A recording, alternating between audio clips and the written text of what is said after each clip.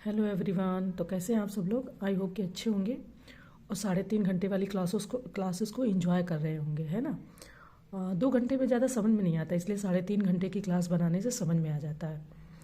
But ठीक है, देखिए ये हमारे ना टेस्ट नंबर 5 के कुछ क्वेश्चन रह गए थे, करंट अफेयर प्लस सी सेट। तो सी सेट तो चलो हर टेस्ट सीरीज में इंक्लूड रहता है और आप तैयारी कर भी रहे होंगे, पर जो करंट अफेयर के क्वेश्चन है ना, वो मैं किसी हालत में भी छोड़ना नहीं चाहती, क्योंकि इसी करंट अफेयर के पीछे न जाने कितनी क्रॉनिकल लोगों को खरीदनी पड़ती हैं और बहुत बहुत से क्वेश्चन तैयार करने पड़ते हैं। हालांकि पूरा करंट अफेयर तो आता भी नहीं है। अगर देखा जाए 12 से 13 महीने का जो करंट है, पूरा तो नहीं पूछेंगे। अगर वो पूरा पूछने लगे तो सारे क्वेश्चन इसी से बन जाएंगे, पर कुछ कुछ तो पूछेंगे ही। तो इस टेस्ट सीरीज में वो करंट अफेयर हर मंथ वाइज इंक्लूड है, मैंने पहले भी बताया था। तो हम सी साइड को भी लगे आते हो देख लेते हैं, और प्लस करंट अफेयर के क्वेश्चन तो हो ही जाएंगे इसी में, है ना। तो चलो देखो क्वेश्चन क्या कह रहा है हमारा, कि रवि ने पूर्व की ओर चलना प्रारंभ किया। 1 किलोमीटर चलने के उपरांत वह दक्षिण की ओर मुड़ जाता है और 5 किलोमीटर चलता है। पुनः वह पूर्व की ओर मुड़ता है और 2 किलोमीटर चलता है। अंतिम बार वह उत्तर की ओर मुड़ता है और 9 किलोमीटर चलता है। अपने प्रारंभिक बिंदु से वह कितनी दूरी पर है? तो करंट उसका है सी सेट का, मैं आपको थोड़ा सा करके दिखा देती हूँ। मतलब ये डायरेक्शन का क्वेश्चन है, और डायरेक्शन के क्वेश्चन यूपीएससी में, पीसीएस में और आरओ एरो में तो आते ही हैं। तो हम इसको पहले सॉल्व कर लेते हैं। इसके थोड़े से जो क्वेश्चन हैं उनको सॉल्व करके, और इसी के बाद में नए नंबर के टेस्ट सीरीज को इसी वीडियो में इंक्लूड कर दूंगी, है ना। चलो इसको सॉल्व कर लेते हैं पहले। देखिए अगर ऐसे डायरेक्शन से सॉल्व करेंगे तो आप आंसर में कंफ्यूज हो जाएंगे। क्यों? क्योंकि जिस तरीके से उसको चलाया गया है और अब पूछ रहे कि लास्ट बिंदु ये है उसका, तो यहाँ से यहाँ इसकी रवि की दूरी कितनी है। तो अगर आप ऐसे मेजर करोगे तो आपको लगेगा कि 2 किलोमीटर ये हो गया, क्योंकि 9 किलोमीटर ये चला है, तो 4 ये हो गया, 5 तो ये चल चुका है, 4 ये हो गया, 2 ये हो गया, 4 2 6 और 1 7। और वहाँ पर 7 उन्होंने कन्फ्यूज करने के लिए दिया भी है, ठीक है। तो बहुत ध्यान से करना है, किसी किसी क्वेश्चन में, हर किसी में नहीं। अब यहाँ पर आपको करना क्या है, आपको ये वाला क्वेश्चन इस तरीके से करना है। देखो ए ई बराबर, यहाँ पे पॉइंट इन्होंने डिसाइड कर दिया है, ए बी ले लिया है, ठीक है, A B plus B E, ठीक है। तो बराबर में हो जाएगा 1 + 2 बराबर 3। अब यहाँ पर अगर आप सॉल्व करोगे ए एफ बराबर सॉरी एक सेकेंड, हाँ दिख नहीं रहा, ए एफ बराबर आप ए ई का होल स्क्वायर जब कर दोगे तो आपका आंसर आ जाएगा, ठीक है। वैसे पीडीएफ में दिया है, लेकिन मैं आपको थोड़ा समझाने के लिए बता रही हूँ कि अगर आपने वैसे ध्यान दिया और अगर आपने ऑप्शन देखा तो आपको उन्होंने कंफ्यूज करने के लिए ऑप्शन भी दे रखा है। 9 + 16 बराबर 25। अब 25 ये होल उसमें आ गया, अब इसका हो जाता है 5 किलोमीटर। तो 5 किलोमीटर इसका आंसर होगा। देखो आंसर इसका बी है 5 किलोमीटर, लेकिन उन्होंने कंफ्यूज करने के लिए 7 किलोमीटर भी दे दिया ताकि बच्चा इसी को पहले टिक कर ले। तो थोड़ा सा ध्यान देना है, बाकी तो ठीक है। चलो आगे बढ़ते हैं, नेक्स्ट क्वेश्चन देखते हैं। नेक्स्ट आपका वही है, किसी निश्चित कूट भाषा में 15 7 8 9 को XTJAL और 4 3 4 6 को NPSU के रूप में लिखा गया है। तो उसी कूट भाषा में 2 3 5 4 9 को किस प्रकार लिखा जाएगा, ठीक है। कुछ नहीं, अल्फ़ाबेट का कूट भाषा है, उसको देखना है। देखिए जब इन्होंने दिया वैल्यू कि 1 5 7 8 9 बराबर XTJAL, दूसरे में दिया 2 3 4 6 बराबर NPSU, इन्होंने एक सर्टेन नंबर दिया है, इसमें कोई लॉजिक नहीं लगाया है। सिर्फ इतना लॉजिक लगा है कि जैसे यहाँ पर n की वैल्यू 2 है, ठीक है, सॉरी n की वैल्यू 3 है, सॉरी देखिए 2 की वैल्यू n है, 3 की वैल्यू p है, 4 की वैल्यू s है और 6 की वैल्यू u है। तो इसी से हमने इस संख्या को निकाला है। हालांकि अभी हम चेक करते हैं इसको, ये सही है या गलत है, ठीक है। तो जो मैंने वैल्यू निकाला है वो सी है, सी ऑप्शन सही आ रहा है, मैंने उसमें देखा है। तो कई बार कोडिंग में ये जो कोडिंग डिकोडिंग होती है इसमें कोई लॉजिक नहीं लगाते हैं लोग, सर्टेन नंबर आप वैल्यू दे देते हैं। तो हमको उसी में से थोड़ा सा दिमाग लगा के कि कौन सा नंबर किस वैल्यू को रिप्रेजेंट कर रहा है, तो उससे आंसर निकल आता है, ठीक है। आप पीडीएफ में भी देखोगे तो ये बताए हैं आपको, ठीक है। तो चलो आगे बढ़ते हैं नेक्स्ट क्वेश्चन की ओर। देखो नेक्स्ट क्वेश्चन क्या दिया है कि प्रश्न चिन्ह के स्थान पर कौन सी संख्या आएगी, ठीक है। ये इस तरीके से संख्या दी हैं, तो अब इनको हम निकालते हैं कि कैसे आएंगी। देखिए ये क्वेश्चन है हमारा, इन्होंने इस तरीके से रिंग इसमें दे दिया स्टार टाइप में। तो जो भी वैल्यू है फर्स्ट वैल्यू, उसमें मैंने क्या किया 7 × 2 किया, तो आ गया 14, 14 में +4 ऐड किया 18 आ गया। अब 18 हमारी एक वैल्यू मिल गई, तो हमें पता चल गया कि ये इसमें इस तरीके से सीरीज़ दी है। 18 को हमने इंटू 2 किया तो 36 आया, 36 में +4 ऐड करेंगे तो 40 हो गया। हमें दूसरी वैल्यू भी मिल गई। ठीक है, अब दूसरी वैल्यू में सेम एज इट इज करते चले जाएंगे, दूसरी, तीसरी, चौथी, तो हमें फाइनल तक तो पहुंच गए और यहाँ कंफर्म हो गया कि कौन सी वैल्यू यहाँ पर पुट करनी है। ठीक है, तो इस तरीके से थोड़ा थोड़ा सा अगर आप देखोगे तो यहाँ के लिए 84 वैल्यू निकली है और 84 हमारा बी ऑप्शन दिया गया है। तो इस तरीके से हमारा आंसर निकल आता है। ठीक है, 103 नंबर क्वेश्चन है, मैंने आपको इस तरीके से बता दिया है। एक बार आप PDF को चेक कर लेंगे तो आपको और अच्छे से क्लियर हो जाएगा। आगे बढ़ते हैं नेक्स्ट क्वेश्चन की ओर। देखिए, ऐसे क्वेश्चन भी खूब बनते रहते हैं कि यदि आप 1 से 100 तक की सभी संख्याएं लिखते हैं तो कितनी बार आपको 3 लिखते हैं, 3 आता है, या कई बार 5 पूछ लेते हैं। UPSC में 5 या 3 आई थिंक ऐसे ही पूछा था। ठीक है, तो जब UPSC में पूछ लेते तो RO में भी पूछ लेंगे, और नहीं भी पूछेंगे तो हमें तो अपना तैयारी रखना है ना। चलिए इसको देख लेते हैं। देखिए, अगर हम ऐसे कंफर्म कर ले तो हमारे सारा जो डाउट्स है वो क्लियर हो जाएगा। हालांकि कुछ लोग इसकी शॉर्ट ट्रिक्स बताते हैं, मुझे वो शॉर्ट ट्रिक्स के बारे में ज़्यादा नहीं पता है, लेकिन मैं ऐसे निकालती हूँ तो 20 टाइम्स आता है। ठीक है, अब हम देख लेते हैं आंसर को। देखिए, तो जो आंसर हमारा आया है वो हमारा A आया है।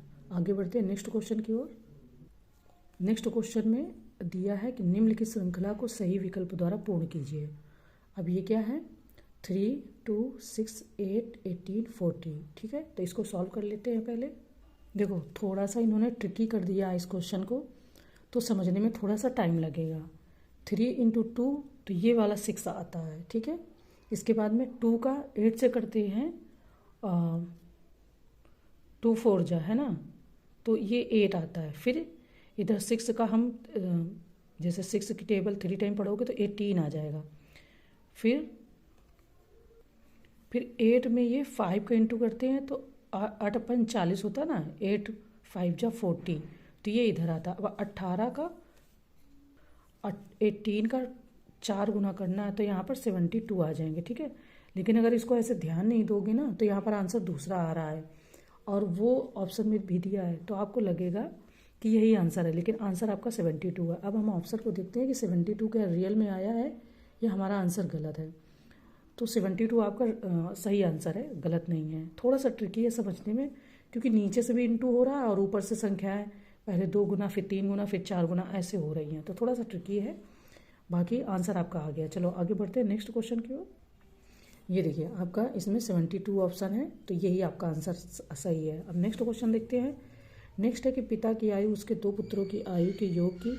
ये मुझे बहुत वैसा लगता है, इसमें आयु मान लेनी होती है x वर्ष, या अगर 2 गुनी है तो 2x वर्ष, तो ये सॉल्व हो जाता है, इसमें खास दिक्कत नहीं होती है। ऑप्शन आपका इसमें A आ जाएगा, आप कर लेना। आगे बढ़ते हैं नेक्स्ट क्वेश्चन की ओर। नेक्स्ट क्वेश्चन कहता है कि नीचे दिए गए शब्दों को सार्थक क्रम में व्यवस्थित कीजिए। ऑप्शन ए प्रस्तुति, B सेकंड संस्तुति, 3rd आगमन, 4 चर्चा एंड 5 परिचय। अब इसको सही से मिलाना है कि कोई व्यक्ति पहले जाता है तो क्या होता है, इसके बाद में फिर क्या होता है। ठीक है, थोड़ा सा दिमाग लगा के देखिए, थोड़ा सा दिमाग ये लगाना कि जैसे किसी व्यक्ति का पहले आगमन होता है, फिर उसका परिचय होता है, तो इस तरीके से देखो ये ऑप्शन दोनों सेम कर दिया है, बस थोड़ा सा डिफरेंस है। पहले कोई व्यक्ति आएगा तो आगमन होगा, फिर उसका परिचय होगा, फिर उसकी प्रस्तुति होगी, फिर उसकी चर्चा होगी और फिर उसकी संस्तुति होगी। इसमें और इसमें बस थोड़ा सा डिफरेंस है, तो ध्यान रखना है बहुत केयरफुली। ऑप्शन ए आपका यहाँ पर सही आंसर हो जाएगा। आगे बढ़ते हैं, नेक्स्ट क्वेश्चन देखते हैं। नेक्स्ट है कि उसे चुनिए जो अन्य 3 से भिन्न है। अब ये संख्याएं दी गई हैं, इनको हमें जो भिन्न है एक दूसरे से उसको चुनना है। ठीक, देखिए मैंने इन्हीं संख्याओं को ऐसे जोड़ा है। 5 + 7 + 9 21, 6 + 9 + 6 22, 8 + 8 + 5 21 और 3 + 9 + 8 20। तो देखिए 20, 21, 21, 22। अब 22 ये है तो एक संख्या और होती तो 22 बराबर हो जाते, बट क्योंकि ये सबसे भिन्न है तो ऑप्शन ए आपका यहाँ पर सही आंसर हो जाएगा कि जो उसे चुनिए जो अन्य 3 से भिन्न है। तो ये इन तीनों से भिन्न है। ठीक है, आगे बढ़ते हैं, नेक्स्ट क्वेश्चन को देखते हैं। नेक्स्ट क्वेश्चन हमारा है कि निम्नलिखित समूह में कौन सा इसमें नहीं है। ऑप्शन ए आँख, बी कान, सी दांत, डी ठुड्डी। ठीक है, देखिए आँख का देखने का, दांत का चबाने का और कान का सुनने का, लेकिन ठुड्डी का ऐसा कोई यूज़ नहीं है, तो इसलिए इन तीनों में से जो सबसे डिफरेंस है वो है ठुड्डी। ठीक है, आगे बढ़ते हैं। अब देखो ये नेक्स्ट क्वेश्चन है, ए बी से अमीर है, सी ए से अमीर है, डी सी से अमीर है, ई सबसे ज़्यादा अमीर है। अगर सभी को क्रम में बैठाया जाए तो किसका स्थान मध्य में होगा। जब भी ऐसे क्वेश्चन आते हैं तो हम किस तरीके से कर लेते हैं, जो मैं करती हूँ वो मैं बता देती हूँ। ए बी से अमीर है, यानी कि इस तरीके से बी से ए सुपीरियर है। ठीक है, इसके बाद में इन्होंने कहा कि सी ए से अमीर है। ठीक है, तो ए से अमीर है सी। ठीक है, दूसरा कहा इन्होंने कि डी सी से अमीर है, तो फिर सी से ज़्यादा बड़ा कौन हो गया, डी, यानी कि ज़्यादा अमीर है। अब कह रहे हैं कि ई सबसे ज़्यादा अमीर है, तो ई सबसे ज़्यादा अमीर है। तो इन्होंने पूछा है कि किसका स्थान मध्य में होगा, है ना। तो जब आप इस तरीके से बिठाओगे बी, आई होप दिख रहा होगा, हाँ, बी ए और इसके बाद में फिर आपका इसका सी आ जाएगा, क्योंकि ए दोनों है ना, तो ये यहाँ पर सी आ जाएगा। इस तरीके से सी, फिर इस तरीके से डी, और फिर सबसे ज़्यादा बड़ा अमीर तो उन्होंने ई ही बोला है। तो उनका पूछने का क्या मतलब है कि मतलब मध्य में कौन आएगा, यानी बीच में। तो बीच में आपका सी दिख रहा है। ठीक है, 1 2 3 4 5 में सबसे बीचों बीच में सी है, तो सी आपका आंसर हो जाएगा डी। आगे बढ़ते हैं नेक्स्ट क्वेश्चन की ओर। ऐसे मैं कर लेती हूँ तो मुझे थोड़ा आसानी रहती है, पर हर बार एग्जैक्टली सही आंसर आए ऐसा ज़रूरी नहीं है, क्योंकि रीजनिंग के क्वेश्चन है, कई बार आगे पीछे वैल्यू हो गई, थोड़ा सा भी मिस्टेक हुआ तो आंसर बदल जाएगा। बट मैं ऐसे ही कर लेती हूँ कि कौन सबसे बड़ा है, कौन सबसे छोटा है ना। चलो नेक्स्ट है, यदि किसी माह का चौथा दिन शनिवार है तो उस माह के 26वें दिन से 5 दिन पहले कौन सा दिन होगा। ऑप्शन है सोमवार, बी मंगलवार, सी शुक्रवार या डी रविवार। देख लेते हैं। तो इन्होंने जो पूछा है बहुत ही सिंपल है, आप पीडीएफ को देखोगे तो भी आ जाएगा, अगर आपको वैसे कॉन्सेप्ट में आता होगा तब भी आ जाएगा। बहुत सिंपल है, तो इसमें कुछ भी बताने की ज़रूरत नहीं है, आप पीडीएफ देखोगे आ जाएगा, समय भी बचेगा। और अभी हमें दूसरी टेस्ट सीरीज़ भी दूसरी टेस्ट सीरीज़ देखनी है, और मैं चाह रही हूँ कि मैं आपको यूपीएस स्पेशल के काफ़ी अच्छे फैक्ट हैं मेरे पास, ऐसा नहीं कि कहीं नेट से सर्च किया है, क्योंकि मेरे पास उसका कंटेंट है। तो मैं चाह रही हूँ कि आप लोगों को फ्री ऑफ कॉस्ट काफ़ी चीज़ें अगर मिल जाए तो ठीक ही है, और अगर कोई कहीं से पढ़ रहा है तो बहुत ही अच्छा है, उसमें कोई दिक्कत ही नहीं है। तो इसलिए मैं टेस्ट सीरीज़ के अलावा थोड़ा सा यूपी स्पेशल का भी चाह रही हूँ कि आपको बता दूँ। ठीक है, तो हम नेक्स्ट क्वेश्चन देख लेते हैं। दिए गए वृत्त का क्षेत्रफल 36 पाई है, तो इसको 6 बराबर भागों में बांटा गया है, चाप पी क्यू की लंबाई होगी। ठीक है, इसको देख लेते हैं पहले। इसमें भी कोई दिक्कत नहीं है, वृत्त का क्षेत्रफल पाई इंटू त्रिज्या का होल स्क्वायर करना है, और 36 पाई बराबर पाई इंटू त्रिज्या का होल स्क्वायर। इस तरीके से जब आप करोगे तो आपका 2 पाई यहाँ पर आंसर आ जाएगा। ठीक है, आगे बढ़ते हैं, नेक्स्ट क्वेश्चन देख लेते हैं। क्वेश्चन हमारा कह रहा है कि एक परीक्षा में एक छात्र को सफल होने के लिए 45% अंक प्राप्त करने होते हैं, वह केवल 50 अंक प्राप्त करता है और 4 अंकों से असफल हो जाता है। अधिकतम अंक क्या है। ऑप्शन ए 110, बी 120, सी 135 या डी 150। ऐसे यूपीएससी भी क्वेश्चन बना के खूब पूछते हैं, तो इसको देखते हैं पहले। देखो क्वेश्चन कह रहा है कि छात्र 50 अंक प्राप्त करता है और 4 अंकों से फेल हो जाता है। ठीक है ना, ऐसा ही क्वेश्चन कुछ कह रहा है।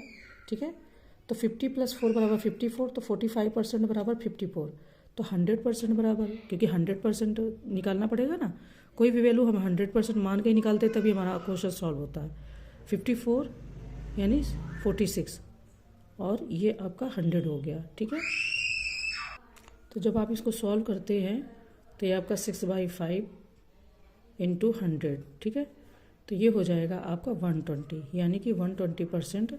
जिन्होंने बोला ना कि अधिकतम अंक क्या होने चाहिए, तो 120 होने चाहिए। आगे बढ़ते हैं, नेक्स्ट क्वेश्चन देख लेते हैं।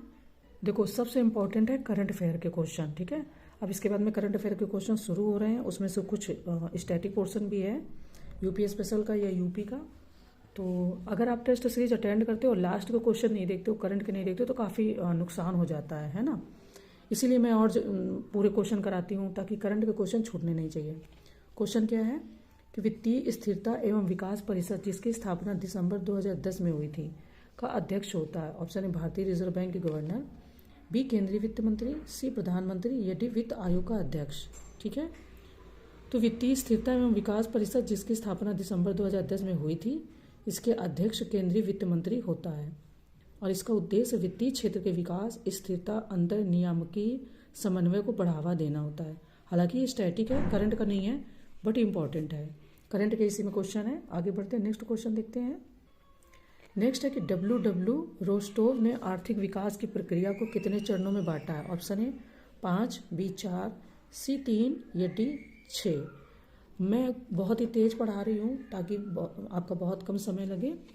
तो डब्ल्यू रोस्टोव ने अपनी प्रसिद्ध पुस्तक the stages of economic growth, ठीक है, इसको उन्होंने 5 स्टेजों में या चरणों में बांटा है। ठीक है, नेक्स्ट यहाँ पर कह रहा है कि निम्न में से किस एक का महत्व मीठी क्रांति से है? ऑप्शन है शहद उत्पादन, बी गुड़ उत्पादन, सी चीनी उत्पादन या डी सिरका उत्पादन।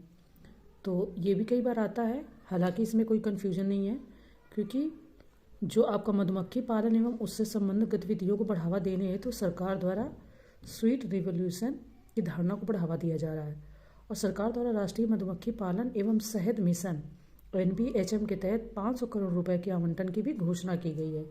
तो इस तरीके से शहद उत्पादन ए ऑप्शन हो जाएगा। आगे बढ़ते हैं, नेक्स्ट क्वेश्चन देखते हैं। नेक्स्ट है कि पूसा रूबी निम्न में से किस एक की उत्तम किस्म है? ऑप्शन है टमाटर की, बी आलू की, सी गोभी की या डी भिंडी की।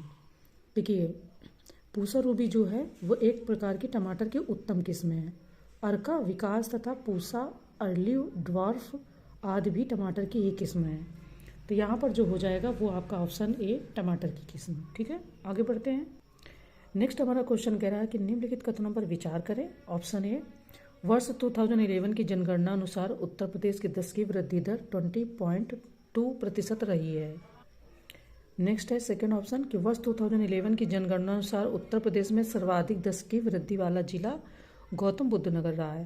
तो यहाँ पर सत्य कथन या कथनों का चयन करना है। ऑप्शन है केवल फर्स्ट, बी केवल सेकंड, सी फर्स्ट तथा सेकंड दोनों, डी ना तो फर्स्ट और ना ही सेकंड। ठीक है, फिलहाल जो दोनों ही आपके कथन है वो दोनों ही कथन सत्य है, तो सी ऑप्शन आपका सही है। ठीक है, आगे बढ़ते हैं। नेक्स्ट है कि भारतीय खाद्य निगम की स्थापना किस पंचवर्षीय योजना के दौरान की गई थी? ऑप्शन है चतुर्थ पंचवर्षीय योजना, बी तृतीय पंचवर्षीय योजना, सी द्वितीय पंचवर्षीय योजना या डी पंचम पंचवर्षीय योजना। तो भारतीय खाद्य निगम की स्थापना की बात हो रही है।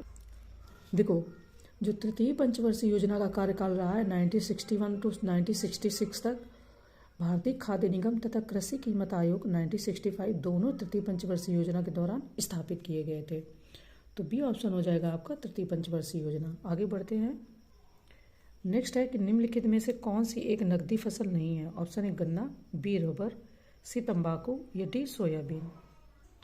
देखिए, गन्ना, रबर, तंबाकू ये नकदी फसलें हैं, जबकि सोयाबीन आपकी नकदी फसल नहीं है। ठीक है, क्योंकि सोयाबीन को रोक के फिर उसकी कई सारी चीज़ें प्रोसेस्ड किया जाता है ना, तो ये नकदी फसल नहीं है। आगे बढ़ते हैं नेक्स्ट क्वेश्चन की ओर।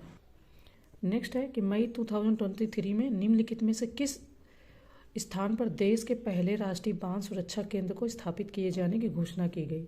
ऑप्शन है जयपुर, बी पुणे, सी जबलपुर या डी कानपुर।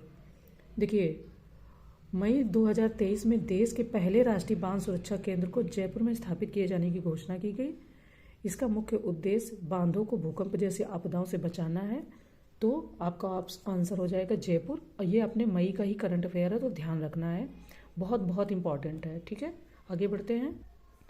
नेक्स्ट है कि मई 2023 में भारत सरकार द्वारा चलाए गए ऑपरेशन करुणा का मुख्य उद्देश्य था। ऑप्शन है सूडान से अपने नागरिकों को बाहर निकालना, बी तुर्की में आए भूकंप हेतु सहायता भेजना, सी म्यांमार में चक्रवात मोर्चा से प्रभावित लोगों की सहायता करना या डी नेपाल में बाढ़ सहायता कार्यक्रम। तो ये करंट के ही क्वेश्चन है। मई 2023 में भारत सरकार द्वारा चलाए गए ऑपरेशन करुणा का मुख्य उद्देश्य म्यांमार में चक्रवात मोर्चा से प्रभावित लोगों की सहायता करना था। ठीक है, और इस अभियान के तहत भारतीय नौसेना के जहाज़ों द्वारा म्यांमार में खाद्य आपूर्ति, आवश्यक दवाएं इत्यादि भेजी गई।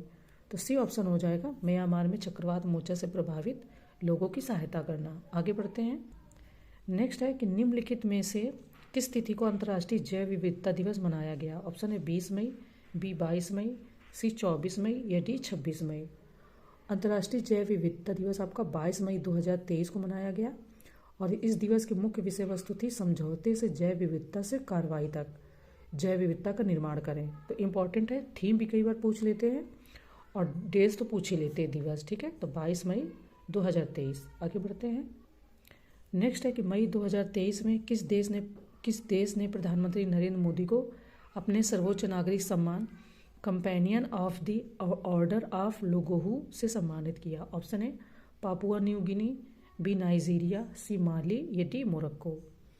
तो मई 2023 में पापुआ न्यू गिनी ने प्रधानमंत्री नरेंद्र मोदी को अपने सर्वोच्च नागरिक सम्मान companion of the order of Logohu से सम्मानित किया, ठीक है। ए ऑप्शन हो जाएगा पापुआ न्यू गिनी। आगे बढ़ते हैं। नेक्स्ट है कि पनडुब्बी वागशीर से संबंधित निम्नलिखित कथनों पर विचार करें। ऑप्शन है ये भारतीय नौसेना की कलवरी क्लास प्रोजेक्ट 75 की छठी स्कॉर्पियन पनडुब्बी है। सेकेंड, इसका निर्माण मजगांव डाक शिप बिल्डर्स लिमिटेड द्वारा किया गया। तो यहाँ पर असत्य कथनों का चुनाव करना है। ऑप्शन है फर्स्ट, केवल फर्स्ट, बी केवल सेकेंड, सी फर्स्ट तथा सेकेंड दोनों, डी ना तो फर्स्ट और ना ही सेकेंड, ठीक है। तो जो पनडुब्बी वागशीर से संबंधित प्रश्न हैं वो दोनों कथन सत्य हैं। तो यानी कि इन्होंने यहाँ पर असत्य पूछा है, तो ना तो पहला हो जाएगा, ना तो पहला और ना ही दूसरा, क्योंकि कोई असत्य ही नहीं है ना, दोनों सत्य हैं। आगे बढ़ते हैं नेक्स्ट क्वेश्चन की ओर।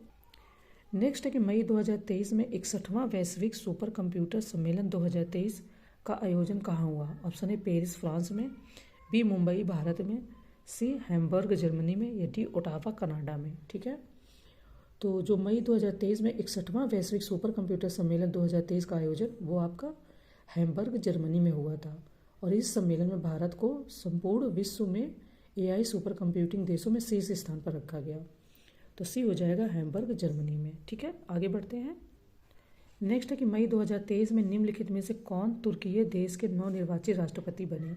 ऑप्शन है Ahmet Sezer, B Recep Tayyip Erdogan, B Abdullah Gul, yes D केलिचडारो हामू। तो तुर्की देश के बारे में बात हो रही है। तुर्की को ही तुर्की कर दिया गया है, अभी बदलाव हुआ है, आपने देखा ही होगा करंट में। तो मई 2023 में रेसेप तैयब एर्दोगन तुर्की देश के राष्ट्रपति निर्वाचित हुए हैं और यह एर्दोगन का लगातार तीसरा कार्यकाल होगा जो वर्ष 2028 तक के लिए है, ठीक है। तो रेसेप तैयब एर्दोगन जो तुर्की देश के नवनिर्वाचित राष्ट्रपति बने हैं, ठीक है। आगे बढ़ते हैं। नेक्स्ट है कि मई 2023 में किस राज्य में भारत की पहली पॉड टैक्सी परियोजना शुरू करने की घोषणा की गई है। ऑप्शन है उत्तर प्रदेश में, बी गुजरात में, सी केरल में, या डी कर्नाटक में, ठीक है। देखिए मई 2023 में उत्तर प्रदेश राज्य में भारत की पहली पॉड टैक्सी परियोजना शुरू करने की घोषणा की गई है।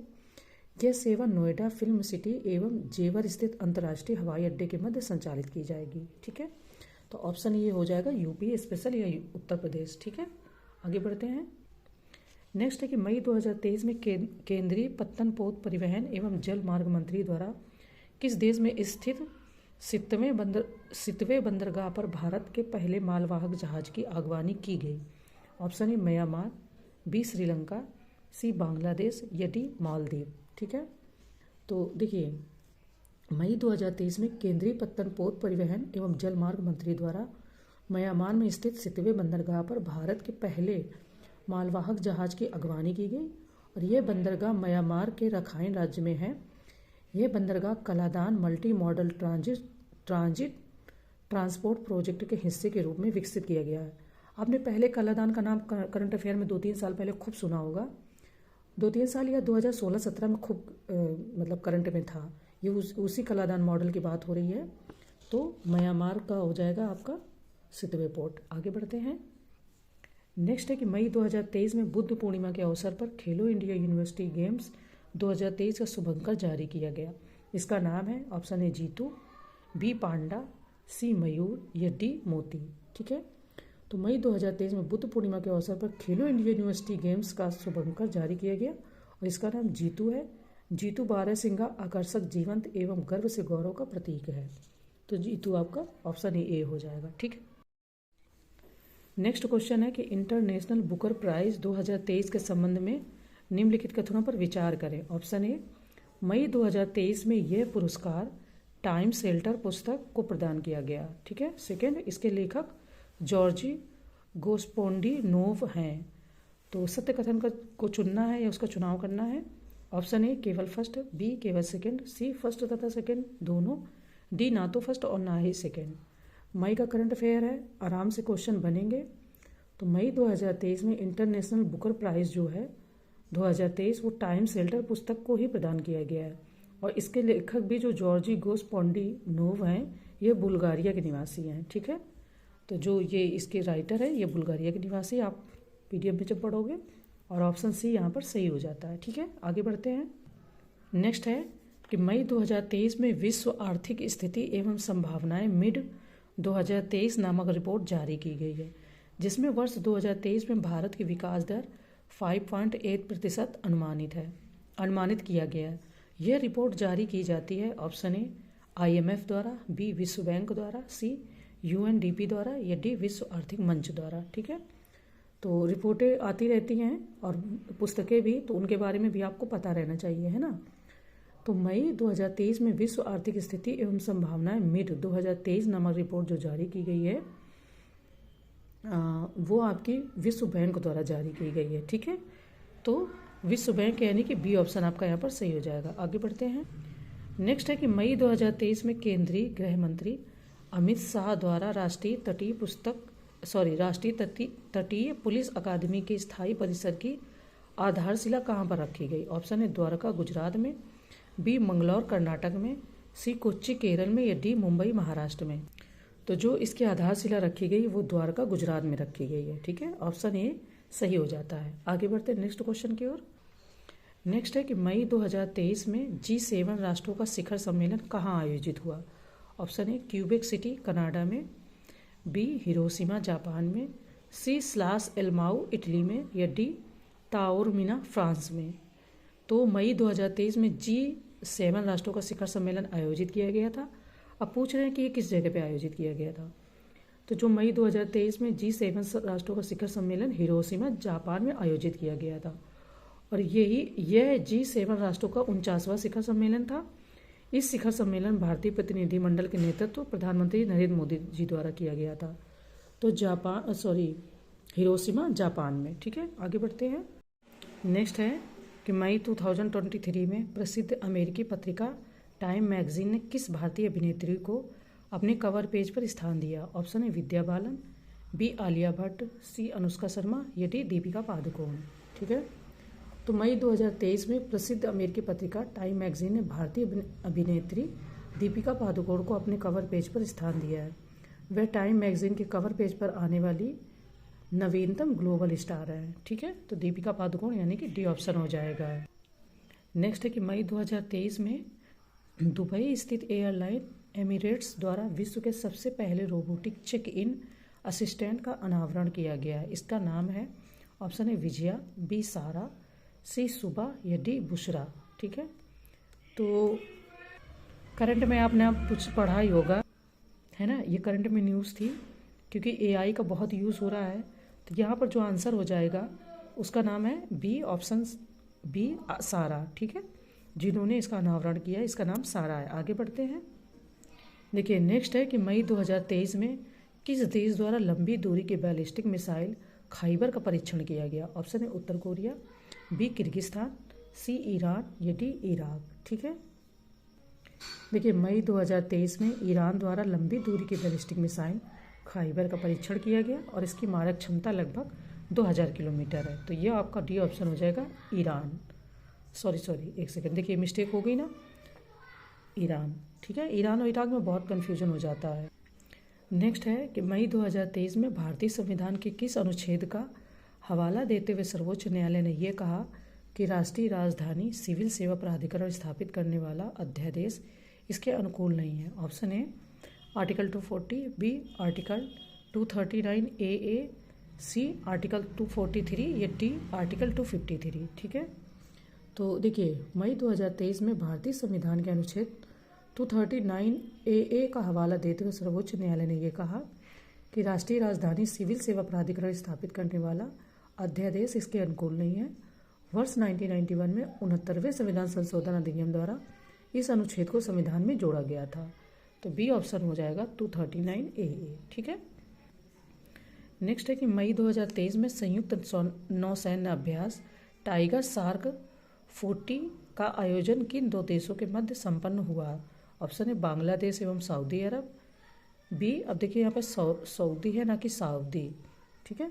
बी, बांग्लादेश एवं संयुक्त राज्य अमेरिका। सी, बांग्लादेश एवं श्रीलंका।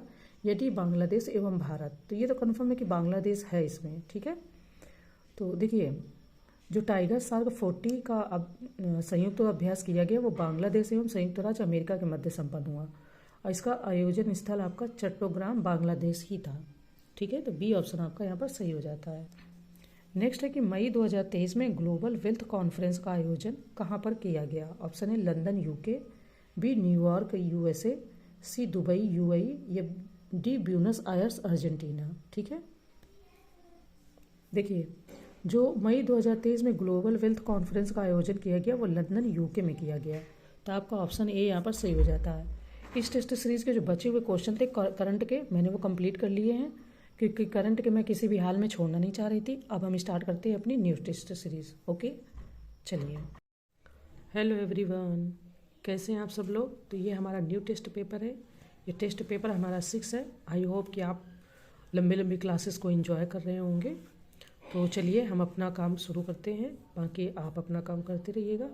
ये देखिए हर महीने जो टेस्ट पेपर आता है उसमें हर महीने करंट अफेयर इंक्लूड रहता है। इसके पहले वाले में मई का करंट अफेयर था, अब इसमें देखिए सामान्य अध्ययन फुल टेस्ट है प्लस करंट अफेयर, इसमें जून का करंट अफेयर, ठीक है।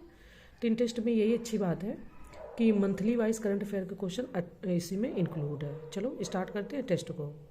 देखिए फर्स्ट क्वेश्चन हमारा क्या कह रहा है कि मापुतो की खाड़ी स्थित है। ऑप्शन है प्रशांत महासागर में। बी, अटलांटिक महासागर में। सी, हिंद महासागर में। या डी, अंटार्कटिक महासागर में, ठीक है। तो देखिए जो मापुतो की खाड़ी है वो आपकी हिंद महासागर में अवस्थित है और ये मोजाम्बिक के दक्षिण पूर्व में स्थित है, ठीक है। तो ऑप्शन ए आपका यहाँ पर सही हो जाता है। आगे बढ़ते हैं। नेक्स्ट क्वेश्चन है कि अफ्रीका माइनर में कौन कौन से देश शामिल हैं। ऑप्शन है Morocco, Somalia, Djibouti. B, Morocco, Algeria, Tunisia. C, Somalia, Djibouti, Namibia. या डी, मोरक्को, अल्जीरिया, लीबिया। अब अफ्रीका माइनर की बात हो रही है तो अफ्रीका माइनर में शामिल देशों का समूह है मोरक्को, अल्जीरिया, ट्यूनीशिया। अफ्रीका विश्व का दूसरा सबसे बड़ा महाद्वीप है, तो यहाँ पर जो बी है मोरक्को, अल्जीरिया, ट्यूनीशिया, ये आपका इसमें आता है, तो यानी कि बी ऑप्शन आपका यहाँ पर सही है। आगे बढ़ते हैं। नेक्स्ट है, एक सेकेंड, नेक्स्ट है कि निम्नलिखित कथनों में सत्य कथन है। ऑप्शन है हार्न पठार कनाडा में अवस्थित है। बी यानी कि सेकेंड, क्षेत्रफल में रूस के पश्चात कनाडा विश्व का सबसे बड़ा देश है, ठीक है। देखिए ये कूट दिया गया है, ए केवल फर्स्ट सही है, बी केवल सेकेंड, सी फर्स्ट तथा सेकेंड दोनों, डी ना तो फर्स्ट और ना ही सेकेंड। तो देखिए आपने हॉर्न का नाम तो सुना ही होगा।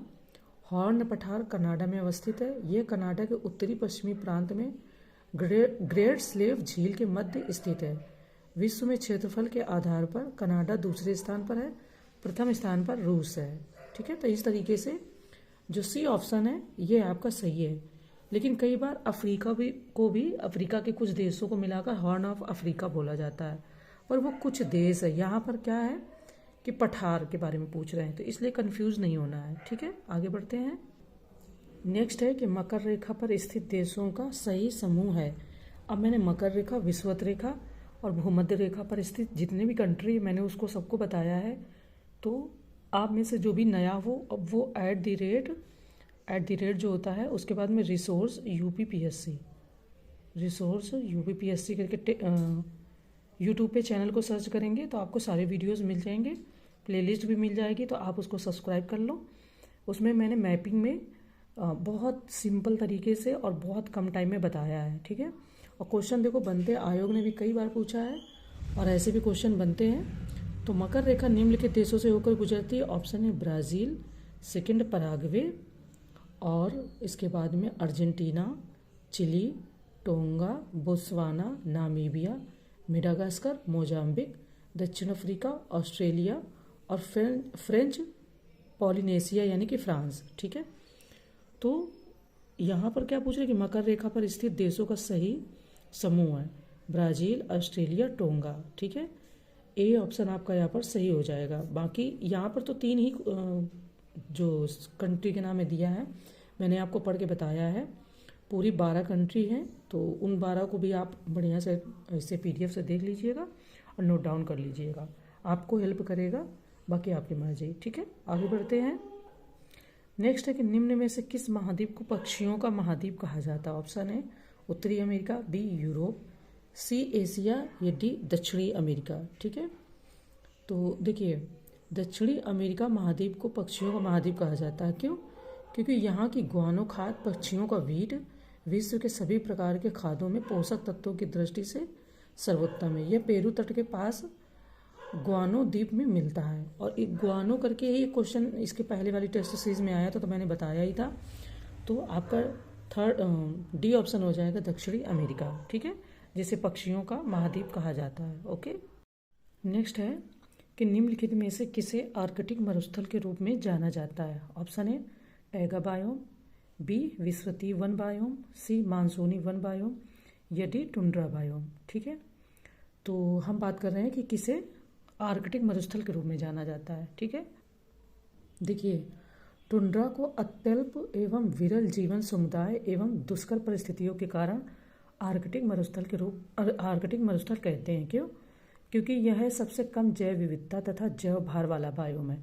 वहाँ साल भर इतनी कड़ाके की ठंड और माइनस में टेम्परेचर रहता है कि वहाँ जीवन बहुत कम पनप पाता है, ठीक है। इसलिए उन्होंने कहा है ना कि यह सबसे कम जैव विविधता तथा जैव भार वाला बायोम है। तो आपका टुंड्रा बायोम जो हो जाएगा वो हो जाएगा आर्कटिक मरुस्थल के रूप में, ठीक है। तो चलो फिर आगे बढ़ते हैं नेक्स्ट क्वेश्चन की ओर। नेक्स्ट है कि निम्नलिखित में से कौन सा शहर खैबर दर्रे के सबसे निकटतम है? ऑप्शन है पेशावर, बी लाहौर, सी क्वेटा, या डी तक्षशिला। तो कई बार राजधानियों या इस तरीके से दर्रे के पास में शहर के बारे में बात होती है, क्योंकि एल्टीट्यूड से निकटतम दूरी देखी जाती है उसकी। तो यहाँ पर जो खैबर दर्रा वो उत्तर पश्चिमी पाकिस्तान की सीमा और अफगानिस्तान के काबुलिस्तान मैदान के बीच हिंदू कुश के सफ़ेद कोह पर्वत श्रृंखला में स्थित एक प्रख्यात ऐतिहासिक दर्रा है। तो जो प्रश्न में शहर दिए गए उन शहरों में सबसे निकटतम आपका पेशावर पड़ेगा, ठीक है। आगे बढ़ते हैं नेक्स्ट क्वेश्चन की ओर। नेक्स्ट आपका कथन और कारण वाला क्वेश्चन आ गया है। अभी कथन ए कहता है कि कृष्ण छिद्र ब्लैक होल एक ऐसा खगोलीय अस्तित्व है जिसे केवल दूरबीन से देखा जा सकता है। ओके। कारण कहता है कि कृष्ण छिद्र पर गुरुत्वीय क्षेत्र इतना प्रबल होता है कि यह प्रकाश को भी नहीं निकलने देता है। तो नीचे दिए गए कूट से सही उत्तर का चयन करना है। यह चयन कीजिए खुद से। अब कूट क्या दिया है? कूट दिया है ऑप्शन ए में कि ए तथा आर दोनों सही हैं तथा आर ए की सही व्याख्या करता है। बी में कहते हैं कि ए तथा आर दोनों सही है किंतु आर ए की सही व्याख्या नहीं करता, यानी कथन और कारण आपस में मैच नहीं करते हैं। सी कहता है कि ए सही है परंतु आर गलत है, बट डी कहता है कि ए गलत है परंतु आर सही है। तो हम पहले आंसर देख लेते हैं इन लोगों का, यानी कि इन कथन का दोनों का। तो अभी कथन ए असत्य है। कृष्ण छिद्र एक ऐसा खगोलीय अस्तित्व है जिसे दूरबीन से भी प्रत्यक्षता देख पाना संभव नहीं है, क्योंकि अत्यधिक उच्च घनत्व होने के कारण इसका प्रबल गुरुत्वीय जो है ना। तो हम बात कर रहे थे इसी की कि मतलब कि जो ये बोले हैं ना कि जिसे दूरबीन से भी देख पाना संभव नहीं है, तो ऐसा नहीं है। जो आपका कृष्ण छिद्र है खगोलीय अस्तित्व जिसे दूरबीन से भी प्रत्यक्षता देख पाना संभव नहीं है। हाँ सॉरी, इन्होंने कहा कि दूरबीन से देखा जा सकता, तो इन्होंने बताया कि प्रत्यक्षता देख पाना संभव नहीं है क्योंकि अत्यधिक उच्च घनत्व होने के कारण इसका प्रबल गुरुत्वीय क्षेत्र किसी भी प्रकार के विकिरण यहाँ तक कि प्रकाश की किरणों को भी नहीं निकलने देता है। अंतरिक्ष दूरबीनों द्वारा ब्लैक होल की उपस्थिति का पता उसके आसपास के पिंडों, तारों एवं गैसों के व्यवहार से लगाया जाता है। तो आपका डी ऑप्शन यहाँ पर आता है सही। जो हमने कूट की बात की थी ना उसमें से कि ए गलत है परंतु आर सही है, ठीक है। आई होप की चीज़ें समझ में आ गई कि मैंने PDF को बता दिया है।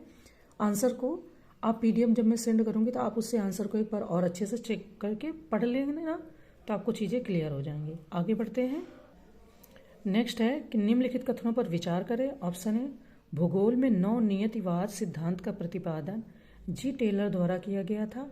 सेकंड, ली का नाम प्रवचन सिद्धांत से संबंधित है। तो यहाँ पर सत्य कथन चुने। ऑप्शन ए फर्स्ट तथा सेकंड दोनों, बी केवल सेकंड, सी केवल फर्स्ट, डी ना तो फर्स्ट और ना ही सेकंड, ठीक है। देखिए भूगोल में नवनियतिवादी सिद्धांत का प्रतिपादन जी टेलर द्वारा किया गया था। ली का नाम प्रवचन सिद्धांत से संबंधित है। ली ने प्रवास के निवास को स्थायी एवं अर्ध स्थायी परिवर्तन के रूप में माना है। तो इस तरीके से फर्स्ट तथा सेकंड दोनों ही सही। यहाँ पर ए में फर्स्ट तथा सेकंड दे दिया है, कई बार सी में देते हैं, तो ध्यान रखना है कि दोनों ही जो प्रतिपादन या दोनों ही जो कॉन्सेप्ट कहे जा रहे हैं वो दोनों ही सत्य हैं। आगे बढ़ते हैं। नेक्स्ट क्वेश्चन है हमारा कि निम्नलिखित में से कौन सा एक युग्म सही सुमेलित नहीं है। अब यहाँ पर नहीं पूछा है, ये बंदरगाह है और ये देश है। Option A Port Diamond Canada, B Igarka रूस, C Yokohama Japan and D Rotterdam Netherlands. तो इसमें से कौन सही सुमेलित नहीं है? तो देखिए जो पोर्ट डायमंड है वो दक्षिण अफ्रीका में अवस्थित है, ना कि कनाडा में। ठीक है, तो ये आपका दक्षिण अफ्रीका हो जाता है, यानी कि साउथ अफ्रीका।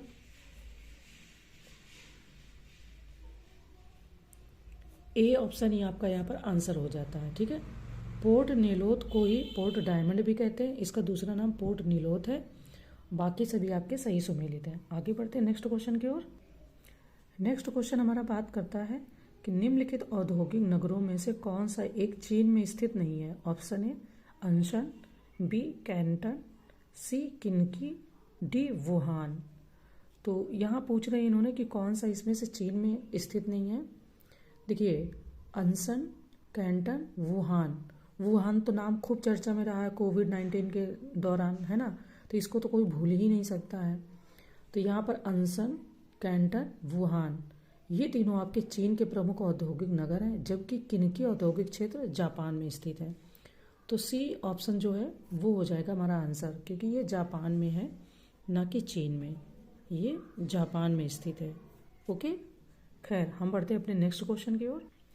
नेक्स्ट क्वेश्चन हमारा कहता है कि निम्नलिखित में से कौन सी एक घटना आयन मंडल में नहीं होती है। ऑप्शन ए ब्रह्मांड किरणों का परिलक्षण, बी मौसम संबंधी घटनाएं, सी उत्तरी ध्रुवीय प्रकाश, डी दक्षिणी ध्रुवीय प्रकाश। ठीक है, तो देखिए मौसम संबंधी घटनाएं क्षोभ मंडल में पाई जाती हैं, जबकि आयन मंडल में होने वाली घटनाएं निम्न है। आयन मंडल में क्या क्या होता है? ब्रह्मांड किरणों का परिलक्षण, ऑप्शन ए उत्तरी ध्रुवीय प्रकाश, बी सी, और इसके बाद में दक्षिणी ध्रुवीय प्रकाश, डी। ठीक है, तो इन्होंने बोला कि आयन मंडल में नहीं होती है, वो आपकी बी मौसम संबंधी घटना आयन मंडल में नहीं होती बल्कि क्षोभ मंडल में होती है। ठीक है, तो बी ऑप्शन यहाँ पर हमारा सही हो जाता है आंसर। आगे बढ़ते हैं। नेक्स्ट है कि निम्नलिखित मरुस्थलों में से कौन सा एक ऑस्ट्रेलिया में स्थित नहीं है। Option A Simpson, B Grandy, C Sandy, या डी मुजावे। ठीक है, इन्होंने कहा कि ऑस्ट्रेलिया में स्थित नहीं है। ओके, तो देखिए हमने पढ़ा है मुजावे मरुस्थल यूएसए के दक्षिणी कैलिफोर्निया में स्थित है।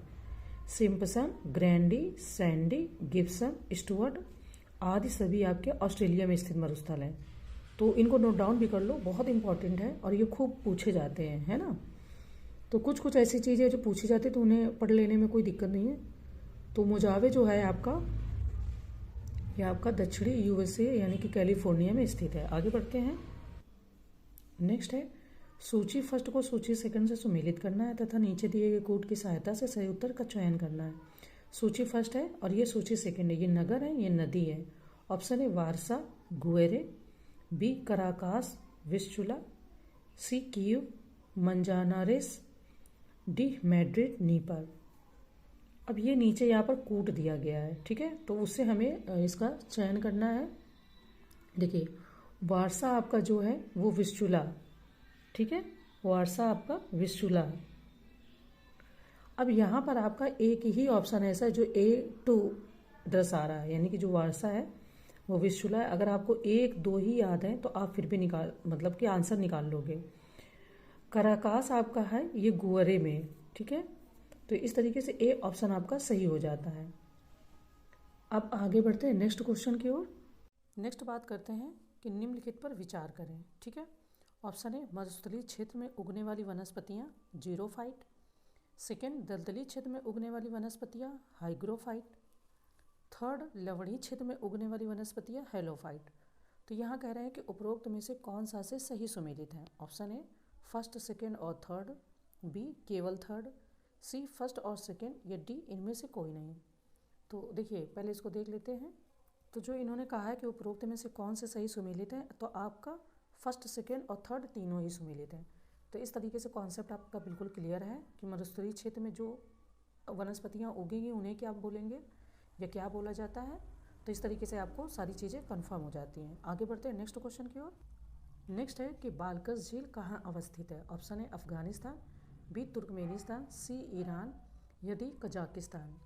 तो देखिए जो बालकस झील है ना वो आपकी कजाकिस्तान में अवस्थित है, यानी कि डी ऑप्शन हमारा सही हो जाता है। आगे बढ़ते हैं। नेक्स्ट है कि रॉयल सीमा निम्नलिखित में से किस एक पठार का दक्षिणी विस्तार है। ऑप्शन है दंडकारण्य का पठार, बी तेलंगाना का पठार, सी मालवा का पठार, या डी बुंदेलखंड का पठार।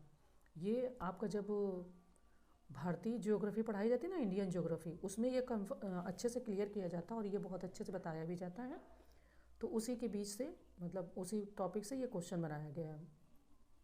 तेलंगाना पठार वर्तमान में तेलंगाना एवं दक्षिणी आंध्र प्रदेश में फैला हुआ है और उत्तरी भाग तेलंगाना एवं दक्षिणी भाग को रॉयल सीमा के नाम से जाना जाता है। तो बी ऑप्शन हो जाएगा, तेलंगाना का पठार को ही रॉयल सीमा का पठार भी कहा जाता है या उसी का दक्षिणी विस्तार है। ठीक है। नेक्स्ट है सूची फर्स्ट को सूची सेकंड से सुमेलित करना है तथा नीचे दिए गए कोड की सहायता से सही उत्तर का चयन करना है। ये सूची फर्स्ट है, ये सूची सेकंड है, ये नहर है और ये नदी है। Option A Sirhind Sutlej, B Aden Damodar, C anicut Kaveri, या डी तिलपांडा मयूराक्षी। ठीक है, मयूराक्षी है, मयूर भक्षी या पक्षी नहीं है। हाँ, तो ये कूट दिया गया है, कूट आपको पता ही है। तो पहले हम इनका आंसर देखते हैं कि कौन सी वो नहर और कौन सी नदी सही सुमेलित है। तो सरहिंद आपकी सतलज, ठीक है, एडन आपकी दामोदर, एनिकट भी आपकी कावेरी और तिलपांडा भी आपकी मयूराक्षी। तो इस तरीके से ए ऑप्शन ही आपका पहले ही सही हो जाता है। ठीक है, क्योंकि सभी सही सुमेलित है तो ए ऑप्शन तो आपका सही सुमेलित हो ही जाएगा। आगे बढ़ते हैं।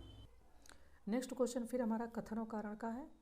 अभी कथन ए कहता है कि भाबर प्रदेश में नदियाँ विलीन हो जाती हैं। कारण आर कहता है कि इस प्रदेश में पारगम्यता अधिक है। तो नीचे दिए गए कोड की सहायता से सही उत्तर का चयन करना है। ऑप्शन ए तथा आर दोनों सही है तथा आर ए की सही व्याख्या करते हैं। बी ए तथा आर दोनों सही है किंतु आर ए की सही व्याख्या नहीं करता है।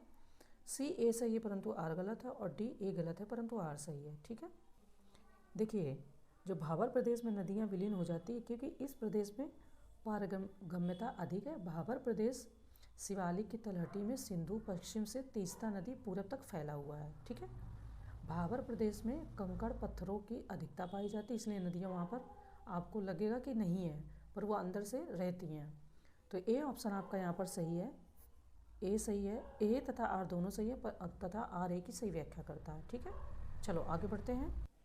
नेक्स्ट क्वेश्चन है कि सौर मंडल के निम्नलिखित ग्रहों में से किस एक को लघु सौर तंत्र भी कहा जाता है। ऑप्शन है बुध को, बी मंगल को, सी शुक्र को, या डी बृहस्पति को। पहले क्वेश्चन को समझ लो। इन्होंने कहा कि किस एक ग्रह को लघु सौर तंत्र यानी कि छोटा सौर तंत्र कहा जाता है। ठीक है, तो सौर मंडल के बृहस्पति, क्योंकि आपको पता ही है बृहस्पति ग्रह को लघु सौर तंत्र भी कहा जाता है। ये सौर मंडल का सबसे बड़ा ग्रह है और ये सूर्य की परिक्रमा लगभग 12 पृथ्वी वर्ष में पूरा करता है। ठीक है, आई थिंक 12 वर्ष होना चाहिए कि पृथ्वी की परिक्रमा ये सूर्य की, कुछ मिसप्रिंट हो गया है। तो डी ऑप्शन हमारा हो जाएगा बृहस्पति। ठीक है, वैसे भी ये बड़ा ग्रह है, ये तो याद ही हो जाता है हर किसी को। तो डी ऑप्शन है। आगे बढ़ते हैं नेक्स्ट क्वेश्चन की ओर। नेक्स्ट क्वेश्चन है कि निम्न युग्मों में से कौन सा एक सही सुमेलित नहीं है। ऑप्शन ये हिमनद है और ये नदी है। ऑप्शन है सियाचिन नुब्रा, बी जेमू तीस्ता, सी बंदरपूंछ यमुना, डी मिलाप चेनाब। तो इसमें से कौन सा सही सुमेलित नहीं है ये हमें बताना है। देखिए 12 सिगरी चेनाब, मिलाम गौरी गंगा। तो डी ऑप्शन जो दिया है इन्होंने मिलाम का, मिलाम आपका चेनाब नहीं होगा, मिलाम आपका गौरी गंगा हो जाएगा। ये डी ही हमारा आंसर हो गया। ठीक है, आगे बढ़ते हैं। नेक्स्ट क्वेश्चन हमारा कह रहा है कि भारत में स्थित निम्नलिखित बंदरगाहों में से कौन सा एक पश्चिमी तट पर स्थित है। Option A Janjira, B Ennore, C Tuticorin, D Haldia. पश्चिमी तट पर पूछ रहे हैं, हल्दिया आपका पूर्वी साइड पड़ेगा, क्योंकि जब आप ये अपना पश्चिम बंगाल या बांग्लादेश के साइड आते हो ना, तो वहाँ पे वो क्षेत्र मिलता है जहाँ पर गंगा का नाम बदल जाता है ना, उधरी साइड हल्दिया पड़ता है। तो आपका इनमें से होगा, अगर आप जब गेस करोगे तो आपको खुद ही इधर आइडिया हो जाएगा। तो जंजीरा आपका महाराष्ट्र है ना, ये क्वेश्चन पहले भी आ चुका टेस्ट सीरीज़ में ही। तो जंजीरा महाराष्ट्र भारत के पश्चिमी तट पर स्थित बंदरगाह है, जबकि एन्नौर तमिलनाडु, तूतीकोरिन तमिलनाडु, हल्दिया पश्चिम बंगाल। तो मैंने बताया ना ये बंगाल साइड में पड़ता है। ये आपका हो जाएगा जंजीरा महाराष्ट्र। आगे बढ़ते हैं। नेक्स्ट है कि निम्नलिखित नदियों में से कौन सी एक सबसे दक्षिण में स्थित है। ऑप्शन है श्योक, बी जास्कर, सी स्पीति या डी सतलज। तो सबसे दक्षिण में स्थित है। तो देखिए आपकी जो नदियों का क्रम है, पहले आपकी श्योक आती है, फिर जास्कर आती है, फिर आपकी स्पीति आती है और फिर सतलज आती है। तो डी ऑप्शन हो जाएगा सतलज। ठीक है, आगे बढ़ते हैं। नेक्स्ट है कि किंगरी विंगरी दर्रा अवस्थित है। ऑप्शन है हिमाचल प्रदेश में, बी लद्दाख में, सी उत्तराखंड में या डी सिक्किम में। ठीक है, देखो जो किंगरी विंगरी दर्रा है वो उत्तराखंड के चमोली को तिब्बत से जोड़ने वाला एक दर्रा है। ठीक है, और उत्तराखंड के जो और नेक्स्ट दर्रे हैं वो हैं नीतिमाना, लिपुलेख, सैलसाल, धर्मा, बाराहोती। ठीक है, तो किंगरी विंगरी आपका जो हो जाएगा वो हो जाएगा सी उत्तराखंड। इसके अलावा मैंने और भी जो दर्रे पाए जाते हैं उत्तराखंड में वो भी मैंने बता दिए, तो आप इस तरीके से आप याद रखना। आगे बढ़ते हैं।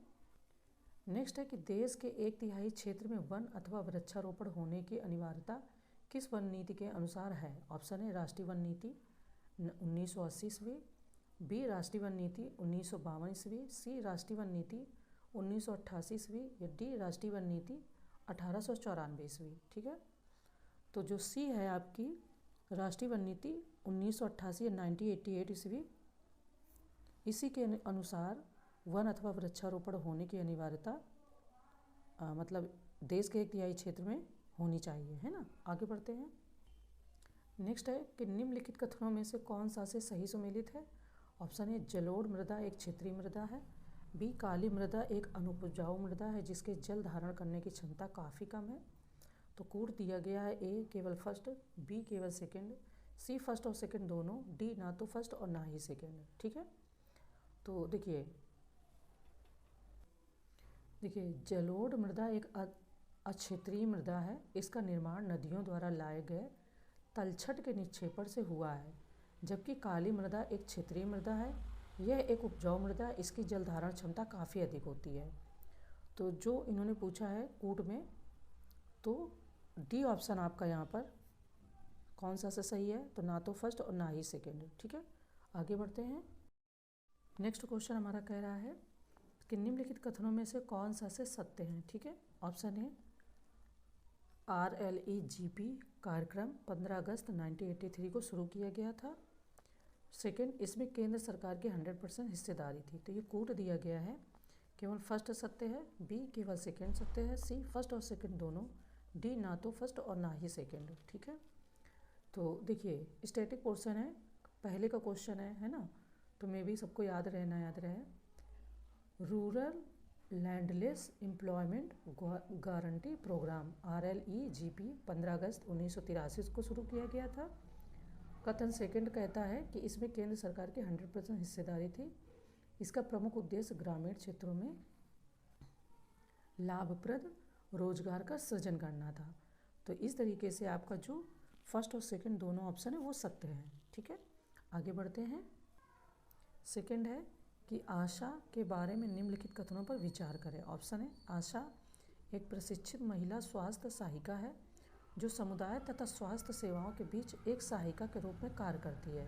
ठीक है, सेकंड ऑप्शन कहता है कि आशा उसी गांव से कोई महिला होती है। तो यहाँ कह रहे हैं कि असत्य कथन है। ऑप्शन है केवल फर्स्ट, बी केवल सेकंड, सी फर्स्ट और सेकंड दोनों, डी ना तो फर्स्ट और ना ही सेकंड। ठीक है, तो देखिए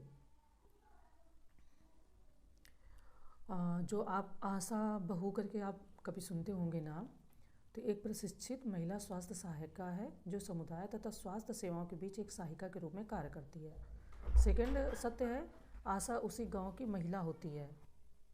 तो इन्होंने असत्य पूछा है, तो फिलहाल ना तो फर्स्ट और ना ही सेकंड कोई भी असत्य नहीं है। ठीक है, आगे बढ़ते हैं नेक्स्ट क्वेश्चन की ओर।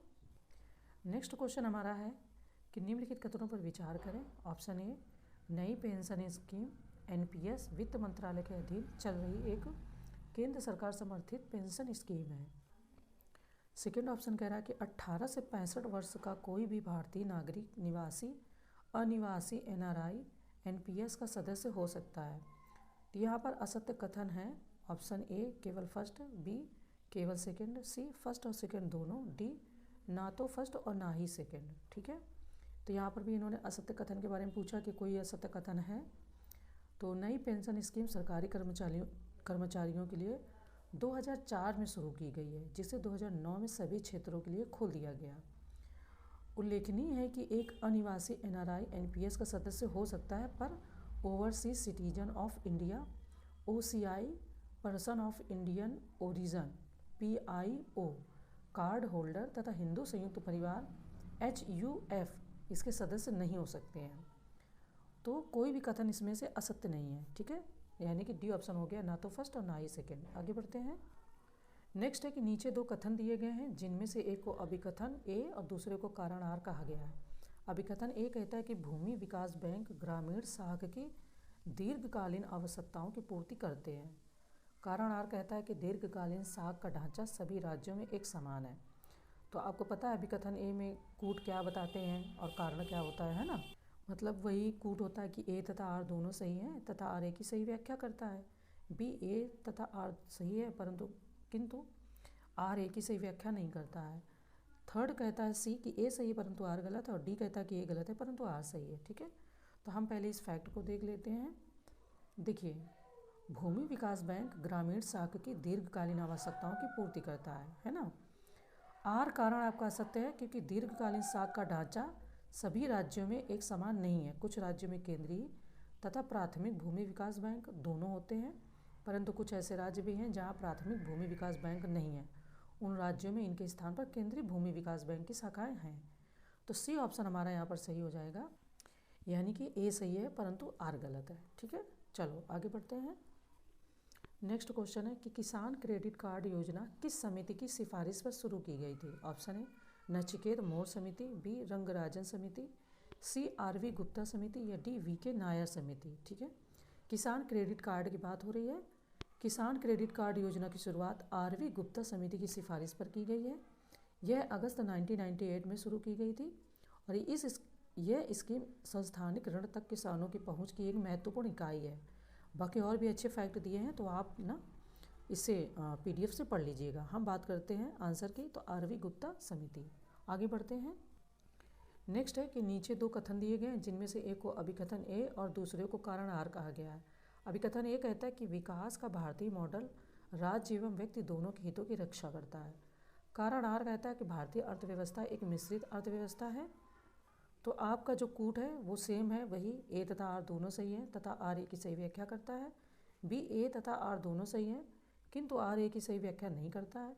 सी ए सही है परंतु आर गलत है, एंड डी ए गलत है परंतु आर सही है। ठीक है, देखिए, मिश्रित अर्थव्यवस्था के तहत सार्वजनिक एवं निजी दोनों क्षेत्रों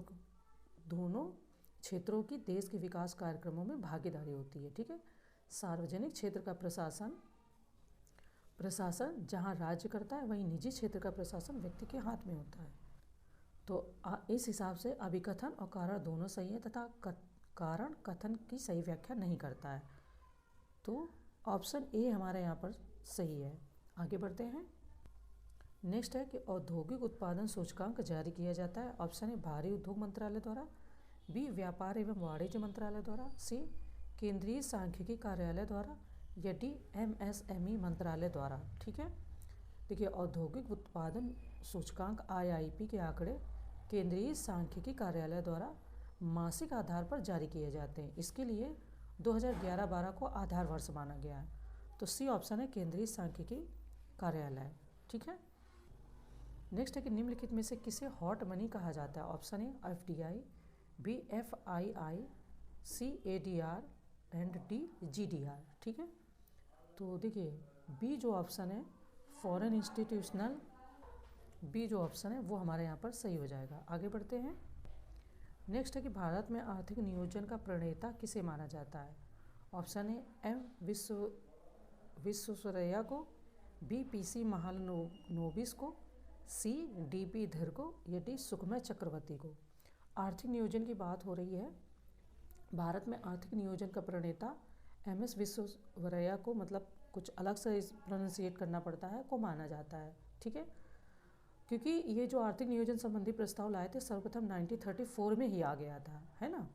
और इनकी एक पुस्तक भी है, प्लान्ड इकोनॉमी फॉर इंडिया। तो ऑप्शन ए हमारा सही है। चलो फिर क्या करते हैं ना कि उस वाले टेस्ट सीरीज़ के कुछ क्वेश्चन जो सीसेट के, उसको मैं इसी में इंक्लूड करके एक साथ दोनों का ही वीडियो बना देती हूँ, तो आप अच्छे से पढ़ लो, फिर आगे का जो क्वेश्चन है उनको कंटिन्यू करते हैं। ठीक है, थैंक यू।